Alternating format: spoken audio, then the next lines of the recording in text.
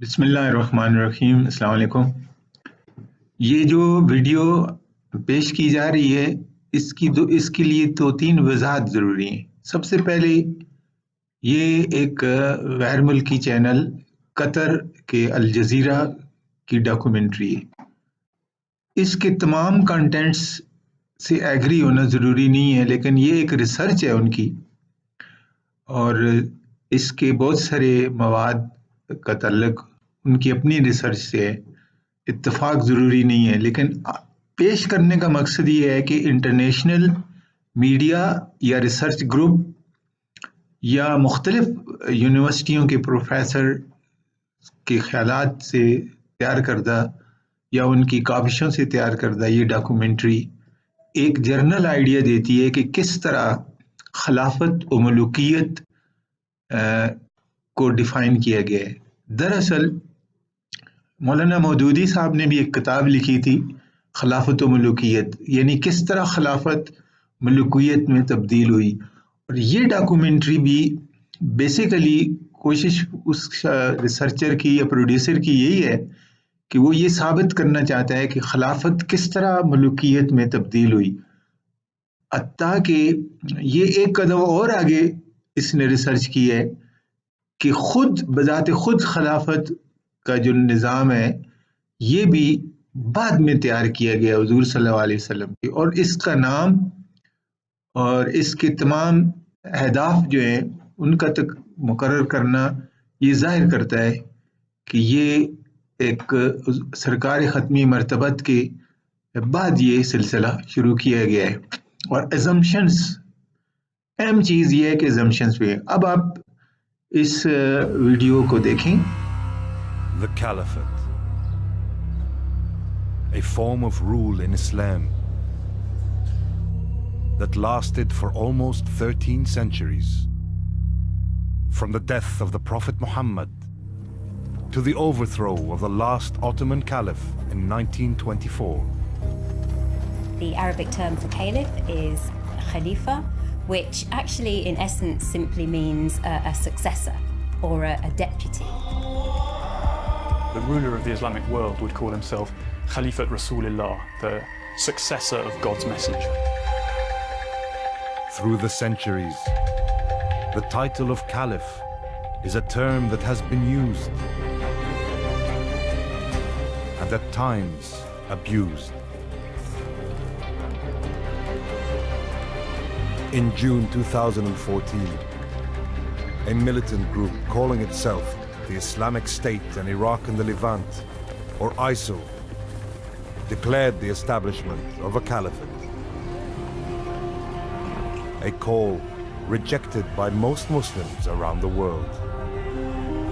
ISIL proclaimed its leader, Abu Bakr al-Baghdadi, a caliph,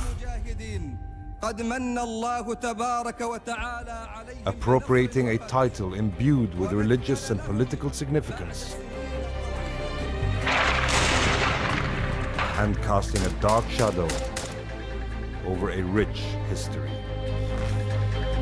This Caliph Baghdadi, he is destroying or attempting to destroy much of the legacy those caliphs had wanted to preserve and to foster.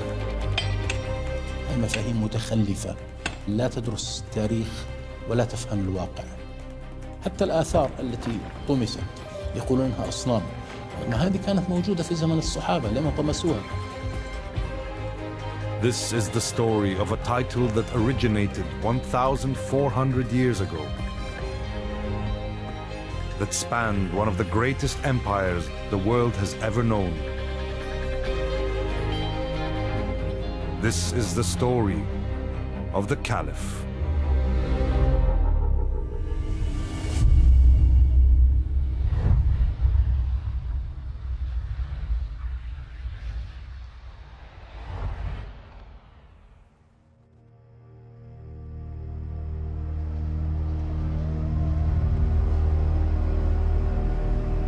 Medina, Saudi Arabia.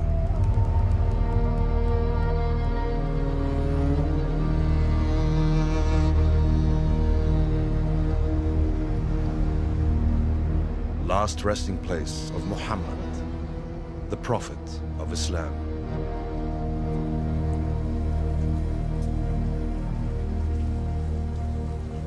It was here, in June of the year 632, that he died after a brief illness.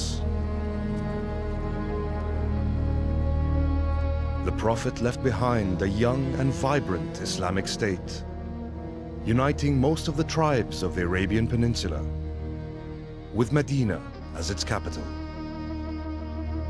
طبعا كان وضع حساس للغاية، لأنه صفات النبي اللي جمع بين السلطة الروحية والسلطة الزمنية صعب جدا أنه أي شخص يقدر يجمع بين هالصفتين يعني. بس كان في مصلحة بطبيعة الحال لاستمرار نشر الرسالة اللي كان هو الواجب الأساسي، أنه يكون في قائد.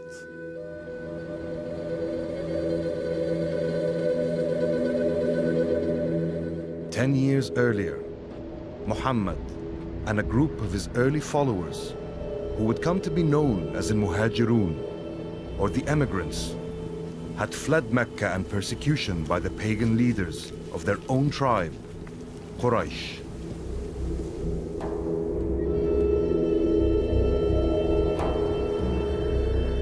The Prophet and the emigrants were given shelter by the citizens of Medina, who would thereafter be called Al-Ansar, meaning the supporters.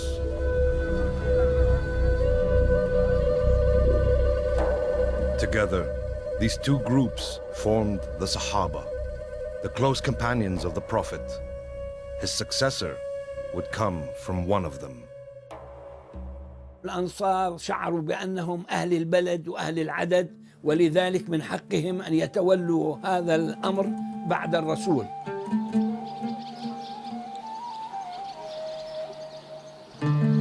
In a humble building that used to stand on the site of this public garden, the supporters gathered to decide which of them would be the Prophet's successor.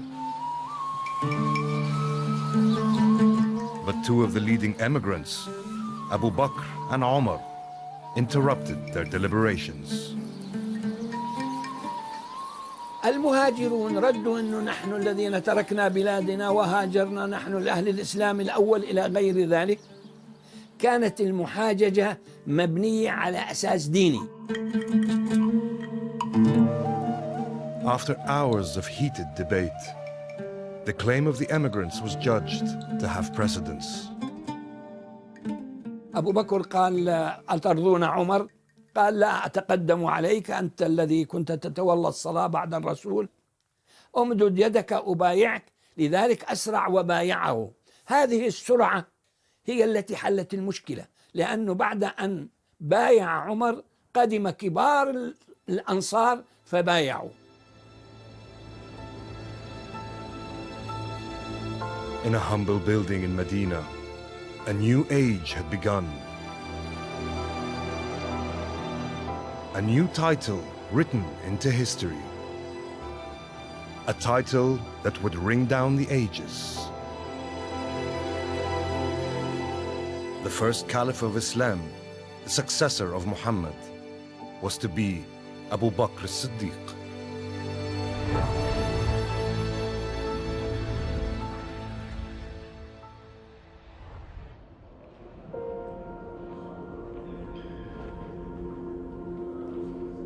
The following day, Abu Bakr's position was confirmed when the Muslim community gave bay'ah, an oath of allegiance, to the new caliph.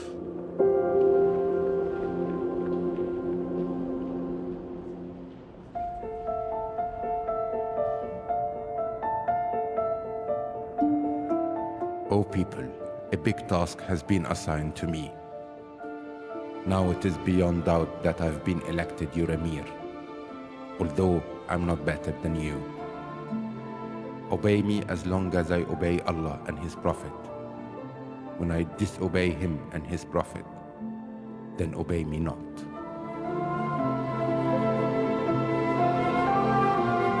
Abu Bakr was the first of four who would be known as the Rashidun, the rightly guided caliphs. They were all people who had been very close to the Prophet Muhammad during his lifetime, as his companions, as those who had converted early to Islam and had dedicated themselves to the formation of the early community, the spreading of the message, who had fought in early campaigns and were intimates of the Prophet Muhammad in all ways. في اليوم الثاني من بيعته للخلافة وضع أقمشته على كتفه وذهب إلى السوق، حتى لقاه في الطريق عمر بن الخطاب وصحابة آخرين قالوا له: إلى أين يا أبي بكر؟ قال: إلى السوق. قال له: البارحة بويعت أمير المسلمين واليوم تذهب إلى السوق. قال: وكيف أطعم عيالي؟ قال: ارجع بنا نعطيك من بيت المال. Abu Bakr was a profoundly spiritual and modest man. But when some of the Arabian tribes rose up in rebellion, refusing to submit to the new caliphate, he was quick to act. As a merchant, as someone who knows the whole of Arabia, he knows all the tribal details, the genealogies, the clans, the weaknesses, the strengths, who can be employed against whom, and he transforms himself into this extraordinary, powerful man.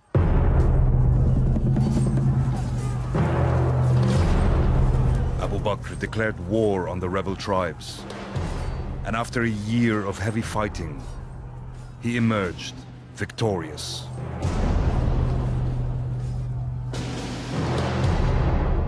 His attention was now turned to the territory of the two superpowers of the era, the Sassanids in Persia and the Byzantines of the Eastern Roman Empire.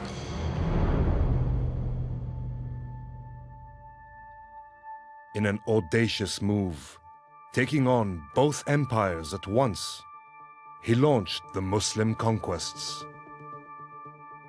But crucially, he gave his men orders to preserve, not destroy. من يقرأ هذه الوصايا يشعر وكأن أبا بكر رضي الله عنه قد صاغ ميثاق جنيف، فهو يوصي قادته بأن لا يتعرضوا للنساء، لا يتعرضوا لكبار السن، لا يتعرضوا لمتدينين في معابدهم. Abu Bakr's commander in the east, Khalid, made good ground in Iraq fighting the Sassanids.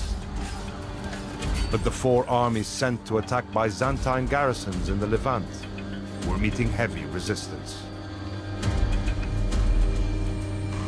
On the Caliph's order, Khalid quickly moved his men across the desert to the western front.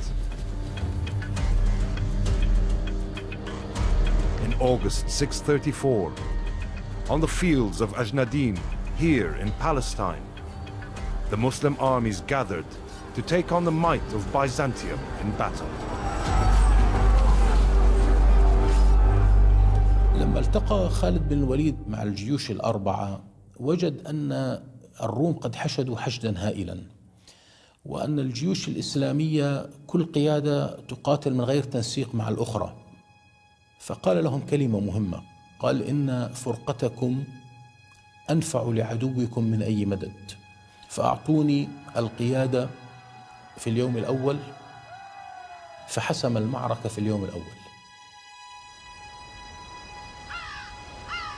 But in the wake of victory at Ajnadin, and after just 2 years as Caliph, Abu Bakr died at the age of 61.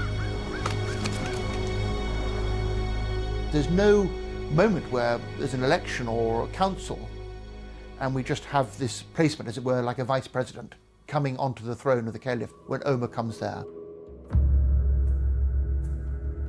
Over the next 10 years, Omar, the second rightly guided Caliph, would show himself to be a great strategist and state builder.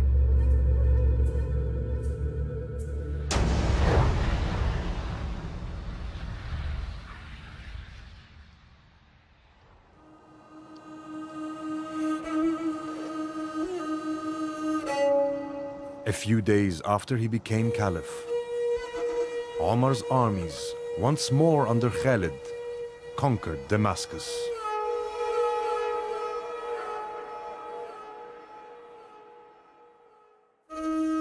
But Khalid was soon to be stripped of his command.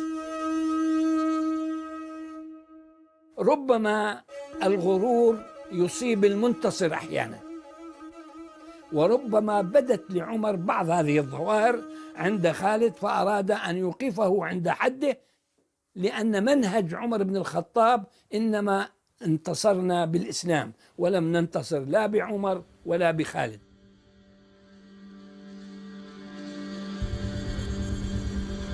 After 2 years, the Caliph would recall this brilliant commander to the battlefront once again. This time, here in northern Jordan, in the tranquil valley of the Yarmouk River. In August 636, this was where the Byzantine army clashed with Muslim forces under Khalid. Once more, victory fell to the Muslims. الروم بعد ذلك بدأوا بالانسحاب، وأدرك هرقل أن هذه الهزيمة بالنسبة له تعني كسر العمود الفقري للروم، فقال وداعا يا سوريا، وداعا لا لقاء بعده. The Muslim conquests moved onwards in all directions, capturing the rest of the Levant and its great cities. Finally, they laid siege to Jerusalem itself. راهب بيت المقدس العجوز صفرانيوس وهو بلا قوة مقاتلة يعرض الصلح، ويشترط أن يأتي عمر بن الخطاب بنفسه لاستلام بيت المقدس.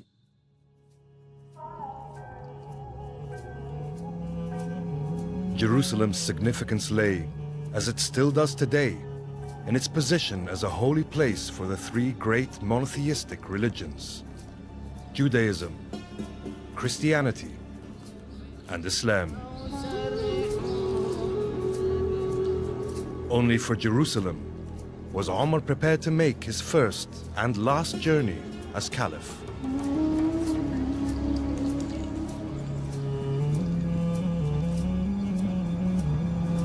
فجاء على ناقة هو ومرافق اسمه أسلم. حينما وصل الركب المدينة كان دور عمر بن الخطاب هو الذي يقود الراحلة، وأسلم هو الذي يركب الراحلة، فدخلها مشيا على الأقدام، لم يدخلها على دبابة ولا على صاروخ ولا على طيارة.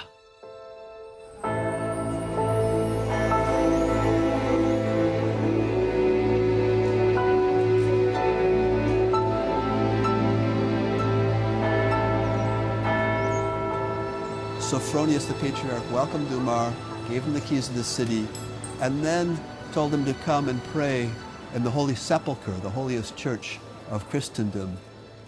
Umar said, "No, I will not pray here." And when the Patriarch asked why not, he says, "Because if I pray here, then after me, Muslims will come and want to pray here, and they'll take this church from you, and I want you to have this church."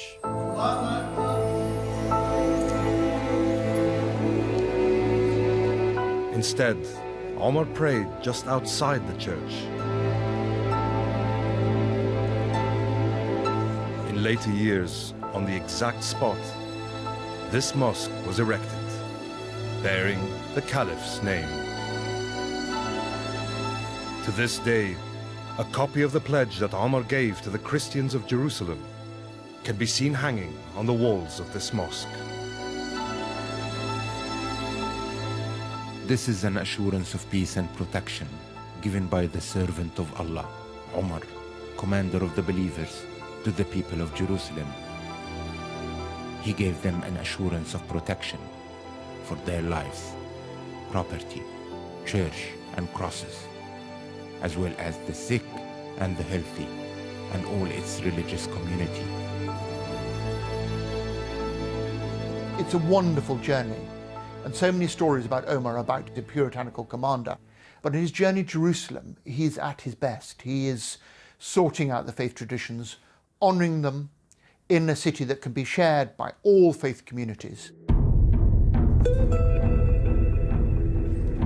With the Muslims now in full control of the Levant, they moved west and conquered Egypt. In the east, the Caliph's armies triumphed over the Sassanids at Qadisiyah and advanced on their capital, Ctesiphon.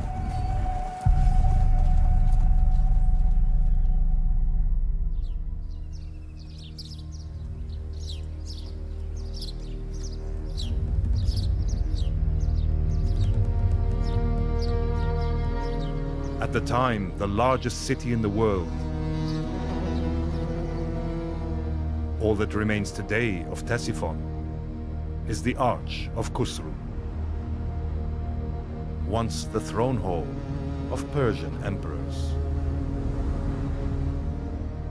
You have to remember that the two great superpowers of the Byzantine Empire and the Sassanid Persia had bestrode the world for the last 400 years. They were the dominant powers. I mean, if you're putting it in a modern parlance, it's a bit like the Eskimos taking on the United States of America and Russia.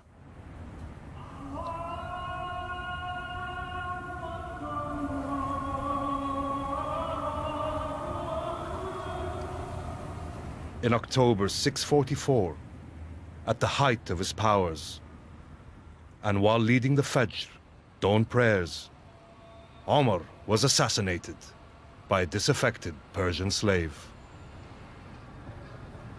يقف عمر بن الخطاب كخليفة كشخصية شامخة في التاريخ الإسلامي. هو حصلت في زمنه أكثر الفتوح في العهد الراشدي. هو الذي استطاع أن يؤسس القواعد الإدارية للدولة. يعني تستطيع أن تقول الدولة الإسلامية في عهد عمر بن الخطاب فيها مؤسسات إدارية، فيها جيش منظم، فيها معسكرات ثابتة، فيها سياسة معينة، فيها قضاء إلى غير ذلك من الأمور التي تكون كل متطلبات الدولة. The leadership of the Muslims now passed to a man with a markedly different character. Uthman became the third of the Rashidun, the rightly guided caliphs.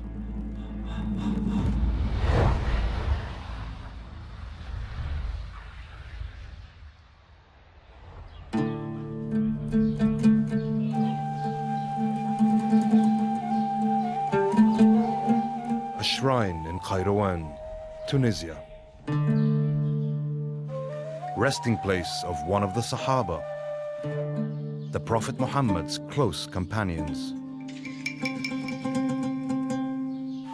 Abu Zama was killed in the early attempts to conquer the area during the reign of the Caliph, Uthman.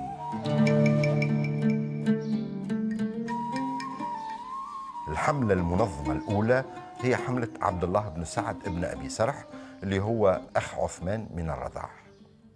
دخلوا العرب وكان الجيش حوالي 20,000 عسكري وانهزمت السلطة البيزنطية.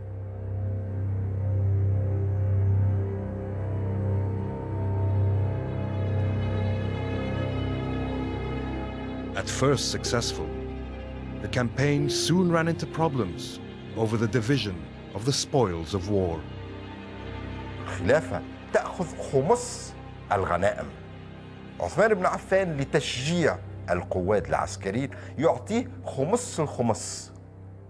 لكن بما أنه قائد الحملة هو أخو عثمان من الرضاعة، كانت من أول بوادر الانشقاقات والحملات السياسية ضد الخليفة عثمان حول اقتسام الغنائم. The ruling elite of this empire were all derived from Muhammad's tribe, the tribe of Quraysh. These people had become the rulers of a very, very wealthy empire. And they also had large armies that had been drawn from across the peninsula and now were being settled in garrisons in Egypt and Iraq. And so I think the politics and the economics of this situation were almost inevitably going to drive conflict. In 655, mutinies broke out against the Caliph in Kufa and Basra, and in the garrison at Fustat in Egypt. A year later, armed rebels marched to Medina and took up positions around Uthman's house, calling on him to step down. The blockade of his house turns into a siege, things get ugly, eventually he's broken into and he is assassinated, killed, and it's said that's an awful symbolic moment. He was meditating, reading the Quran in the company of one of his wives, and the blood of the third caliph is spilt on the Quran. So you've got that emblematic moment when the word of God is splattered with blood, and it's as if the Islamic community will never know peace again. Once again, a caliph had been assassinated. But this time, the killers were Muslims. Less than a quarter of a century after the death of the Prophet, chaos beckoned.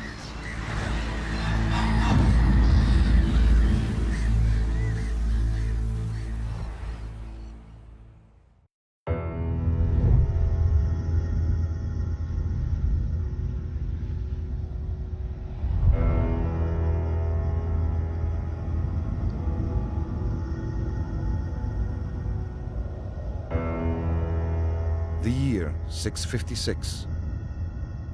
Just a quarter of a century has passed since the death of the Prophet Muhammad and the foundation of the Caliphate. The third Caliph, Uthman, has been murdered by a group of rebels in the capital, Medina. بعد مقتل عثمان رضي الله عنه كان الذي يسود المدينة هو جو الفوضى. الثوار كانوا يضغطون على علي بن أبي طالب ويقول لهم هذا الأمر ليس لكم وإنما هو لأهل الحل والعقد من المهاجرين والأنصار. Ali, cousin and son-in-law of the Prophet, yielded to the pressure, becoming the fourth of the Rashidun, the rightly guided caliphs. He immediately is plunged, far from being a spiritual sort of master, philosopher, poet, theologian, he's plunged into having to cope with a very, very murky political waters.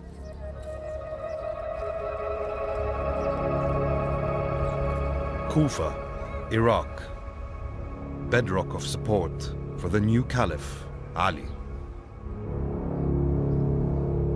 Abandoning Medina, he moved his capital here in the face of a growing threat coming from close to the Prophet himself. Calling for the punishment of Uthman's killers, Aisha, one of the Prophet's wives, and two of his closest companions, Talha and Az-Zubair, gathered an army to do battle with the new caliph. It came to be known as the Battle of the Camel. This set the scene for violent conflict between Muhammad's former companions. Ali was victorious and Talha and Zubair were defeated. Aisha withdrew from public life after this defeat. The Islamic State had fallen into its first civil war. The first, but not the last.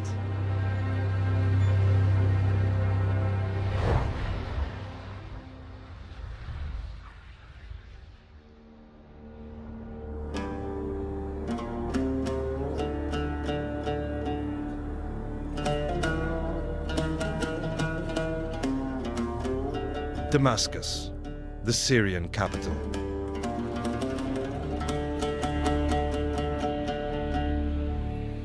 In 634, and after almost 7 centuries under Roman rule, this city was conquered by Muslims.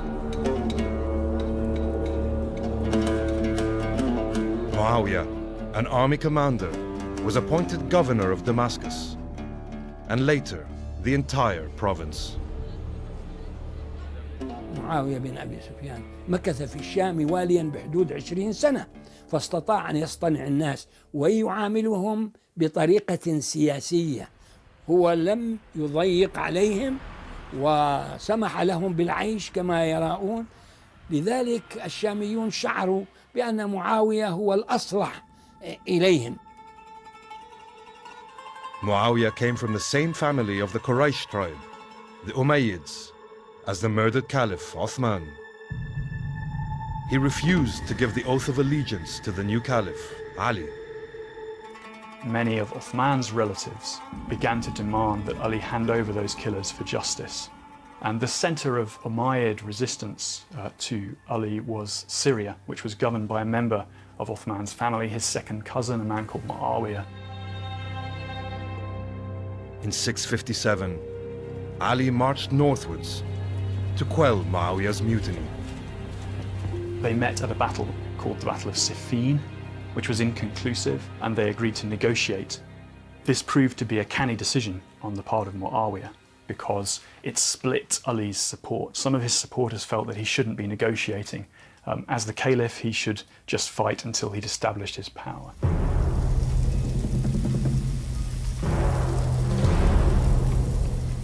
In January of 661, the dissidents in Ali's army decided to try to wrest power from the elite.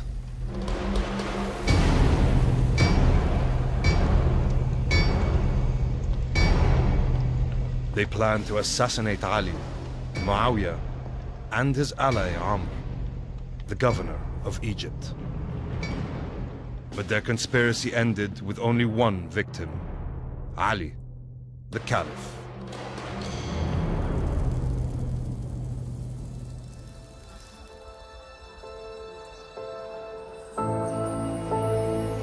After 3 decades, the first chapter, the era of the Rashidun, the rightly guided, was over. كان الصراع بين رجل خليفة وقره الدين والتقشف والرؤية العلمية الدينية، وبين الشخص الداهية السياسي معاوية بن أبي سفيان. ونرى بأن السياسة هنا تغلبت على البساطة والتقشف والورع الديني. Muawiyah emerged triumphant, establishing the Umayyad Caliphate, a new dynasty, no longer primarily religious. The Caliphate now began to look more like a monarchy.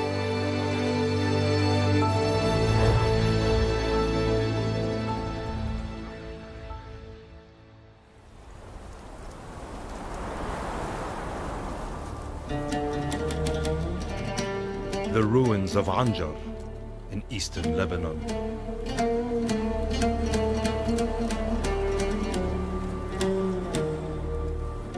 Once thought to be Byzantine Roman, the city was in fact built by the Umayyads.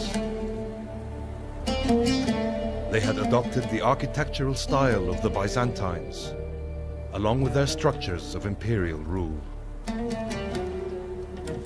كان عندهم نماذج سلطة سياسية بجوارهم، وهن كانوا على اطلاع سواء بنظام الحكم البيزنطي والإمبراطورية الفارسية، فأخذوا من النظامين حتى يبنوا نظام الخلافة. بس نظام الخلافة ما عنده قواعد إذا بدك بالقرآن الكريم نفسه، هو شغل الإنسان يعني.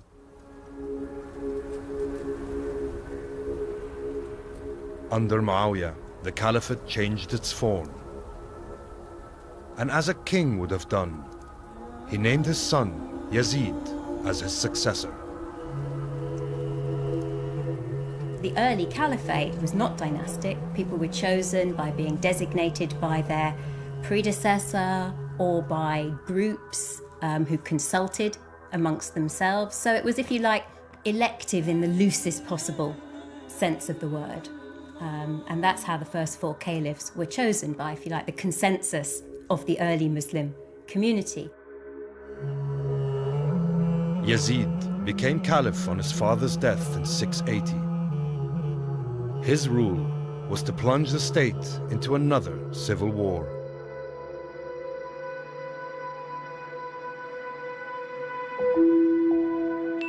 In Medina, the first capital, powerful figures in the Muslim community were beginning to build strong opposition to Yazid.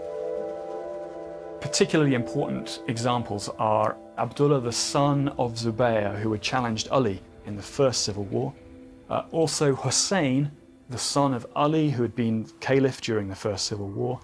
He also resisted the call for a pledge of allegiance to Yazid. To signal his rejection of Yazid's caliphate, Hussein left Medina for Mecca. From there, he set off for Kufa, former stronghold of his father.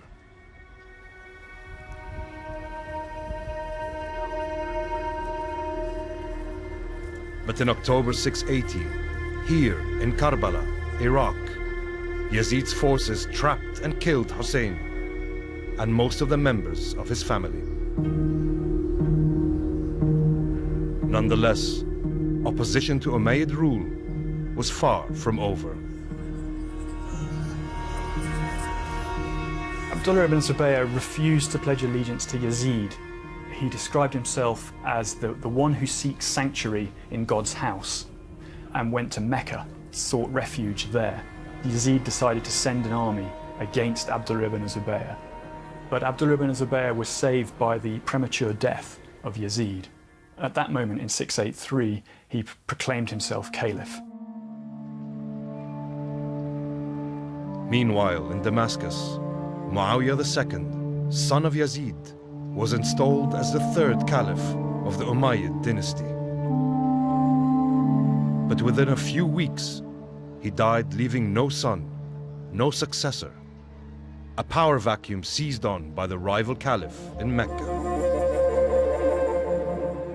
قويت المعارضة التي شكلها عبد الله بن الزبير، فاحتشدت حوله بعض القبائل العربية، قبائل من العراق وقبائل من سوريا وقبائل من فلسطين.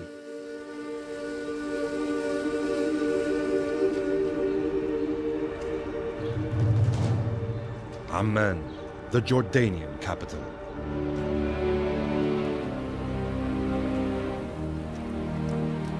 A city overlooked by the remains of a Byzantine castle and the palace of the Umayyad governor. The tribes of Jordan were the last to stay loyal to the Umayyads.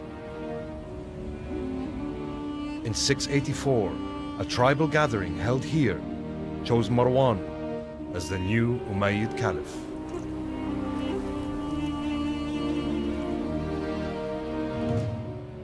And it was his son, Abd al-Malik, who would reunite the Islamic State under the firm rule of the Umayyads.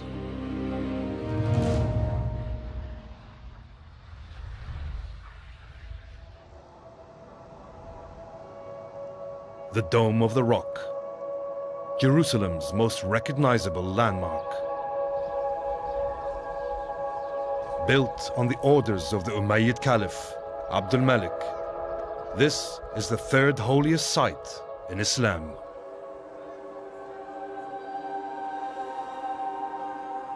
But at that time, the two most holy sites, the mosques of Mecca and Medina, lay in the hands of the Umayyads' rival caliph, Ibn Zubayr.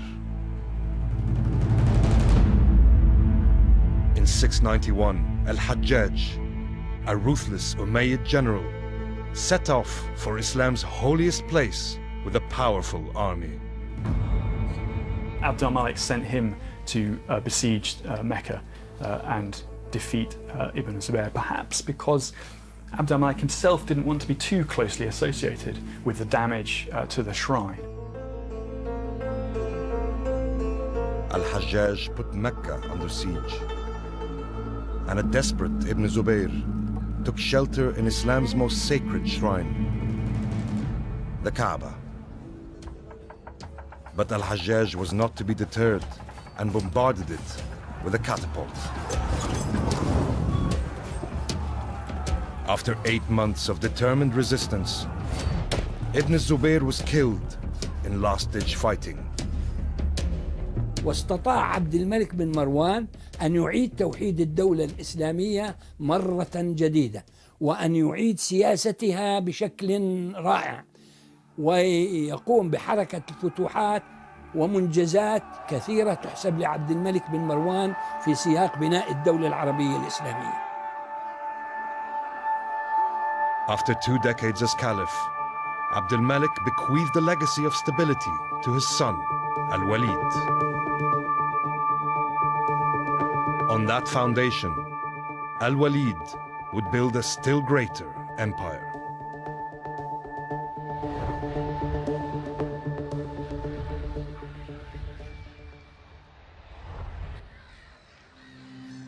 Rabat, the capital of modern Morocco. It was here in 708 that the armies of the Umayyad Caliph Al-Walid reached the Atlantic coast. After more than 50 years of fierce resistance by local Berber tribes, the Muslims had finally conquered the whole of North Africa. يعني حوالي نصف قرن من الكر والفر، من انتصارات وانهزامات، من استقرار ورجوع إلى الشرق، وهذا شيء مخالف لما وقع بالشرق. Having been conquered, the Berbers discovered that Islam had much to offer and began to convert and assimilate. One of them, Tariq ibn Ziyad, was about to write his name in history. Jabal Tariq, the mountain of Tariq, Gibraltar, southern tip of the Iberian Peninsula. It was here in the spring of 711 that Tariq's army of Berbers landed after crossing the Mediterranean.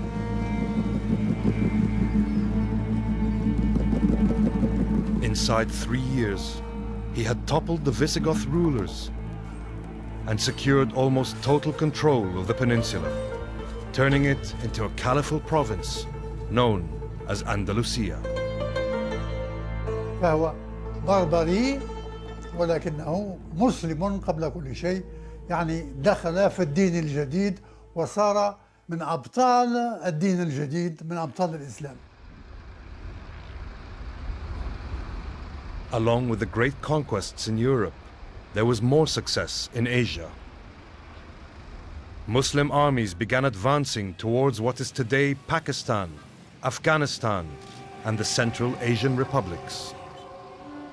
Within 10 years, they had reached the borders of China. The Umayyads had built the biggest empire yet known. هذه العزيمة أنتجت إمبراطورية كما أنتج الرومان إمبراطورية بنفس الطريقة، كما أنتج اليونان قبلهم بنفس الطريقة، كما أنتج الفرس قبلهم بنفس الطريقة. التصميم والعزم والإرادة هي التي تصنع الإمبراطوريات.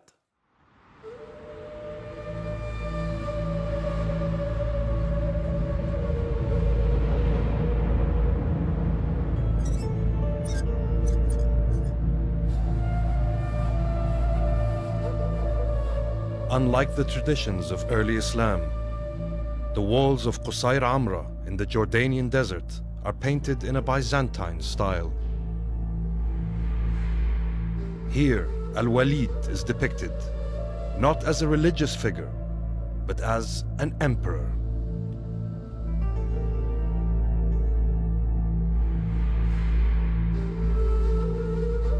In just 10 years, he had made himself the most powerful man on earth.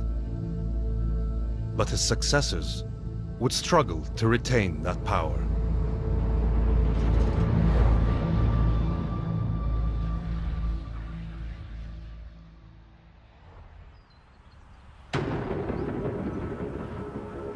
The Pyrenees, the daunting natural barrier between Spain and France.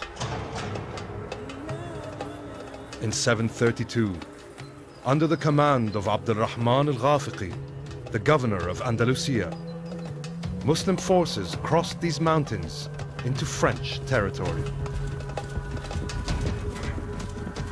Seemingly unstoppable, they advanced north, capturing one city after another. جرأة عبد الرحمن الغافقي هي التي جعلته يتجه في اتجاه أبواتي رغبة منه بأنه قد، وأقول هنا قد، يقوم بفتح فرنسا أو بلاد غالا آنذاك، إلا أنه لم يكن على دراية بطبيعة الخصم، وهنا نتحدث عن شارل المطرقة كما يسميه العرب، ولم يكن كذلك على دراية بأن كان هناك نوع من الوحدة حول هذا الرجل. On this field, to the north of the French city of Poitiers, the advancing troops were stopped by a Frankish army under Charles Martel. The Muslims were defeated and their commander, Abd al-Rahman, killed.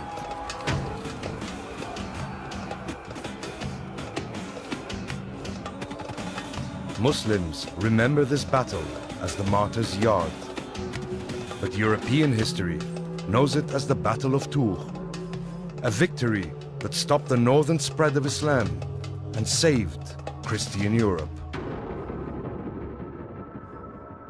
It then came to symbolize for later historians, in particular for the great English historian Edward Gibbon.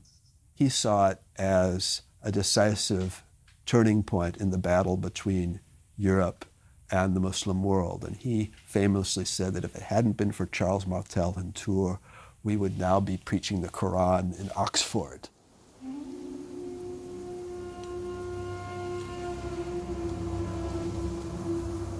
This defeat in Europe in the reign of the 10th Umayyad Caliph, Hisham, brought an end to Umayyad invincibility.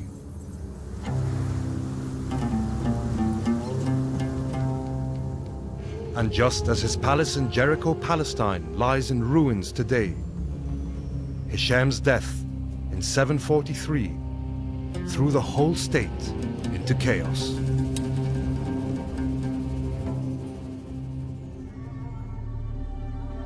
After almost 2 years of Umayyad family infighting over the Caliphate, Marwan II emerged as the 14th and last Umayyad Caliph. ثم جاء في الأخير مروان بن محمد كان قد يعني اتسع الفتق ولا يستطيع أن يلقيه.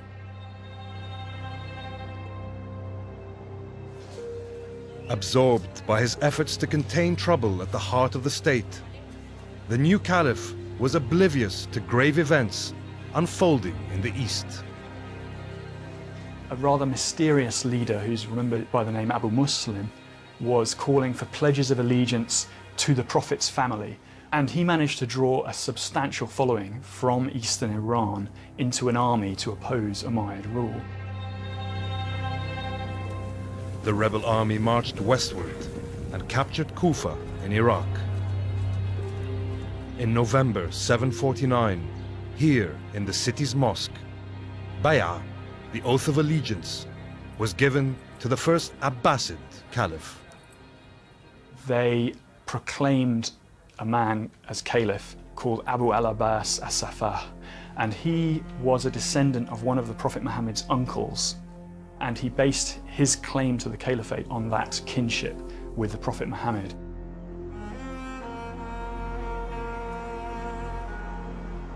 In January 750, on the banks of the Zeb River in Iraq, the Umayyads, led by their caliph Marwan, fought their last battle against the Abbasid army.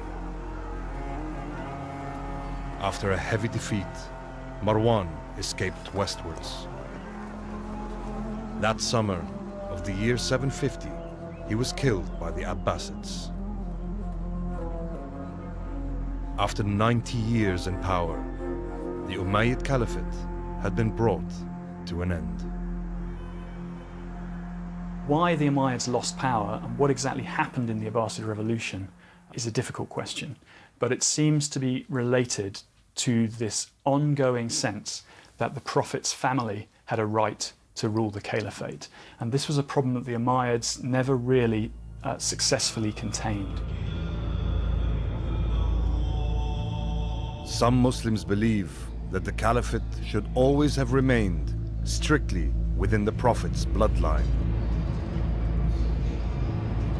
This belief would lead to the biggest split in the history of Islam.